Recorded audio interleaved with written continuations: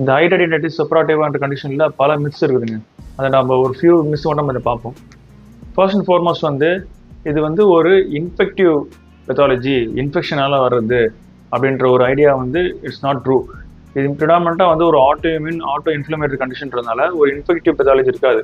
அதனால வந்து மாதக்கணக்காக நீங்கள் வந்து கிளிண்டாமைசின் ஆயின்மெண்ட்டோ இல்லைன்னா டாக்ஸிசைக்ளின் டேப்லெட்டோ போகிறதுனால பெரிய லெவலுக்கு ஒரு பெரிய இம்ப்ரூவ்மெண்ட் இருக்காது. செகண்ட் வந்து இஸ் இட் கண்டேஜியஸ், ஒருத்தர்கிட்ட இன்னொரு பரவுமா அப்படின்னு பார்த்தா இது பரவாது. இது இன்ஃபெக்டிவ் பெத்தாலஜி இல்லைன்றதுனாலையும் இது மோஸ்ட்லி ஒரு ஜெனட்டிக் பேசிஸ் இருக்கிறதுனால பரவறதுக்கான வாய்ப்புகள் கிடையாது. அதனால் இந்த மக்களை வந்து நீங்கள் தனிமைப்படுத்துறதுக்கோ அவங்க கூட சேராமல் இருக்கணுன்ற மாதிரியான அவசியம் கிடையாது.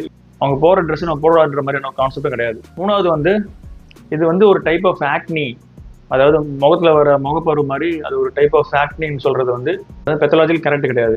ஸோ ஆக்னி யூஸ் பண்ணுற சேம் ட்ரீட்மெண்ட்டை ஹைட்ரைடினைட்டிஸ் செப்ராட்டிவ் ட்ரை பண்ணாங்கன்னா இட் மே நாட் ஒர்க். இது வந்து ஒரு ஹைஜீன் பிரச்சனை சில பேர் சொல்லுவாங்க. சரியாக குளிக்காதனால வர்றது, நல்லா தேய்ச்சி குளிங்க சரியாயிடும். இதுக்கும் ஹைஜீனுக்கும் சம்மந்தமே கிடையாதுங்க. இதில் இன்ஃபெக்டிவ் பெத்தாலஜியும் கிடையாது, ஹைஜீன் பெத்தாலஜியும் கிடையாது.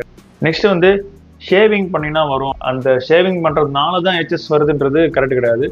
உங்களுக்கு ஃப்ளேர் அப்ஸை வந்து கொஞ்சம் அக்ரவேட் பண்ணுறதுக்கான வாய்ப்புகள் இருக்குது. அதனால் better to go for a trimmer. அந்த முடியை வந்து நீங்கள் ட்ரிம் பண்ணி வச்சுக்கிறது நல்லது, ஷேவ் பண்ணுறது அவாய்ட் பண்ணுறது நல்லது தான்.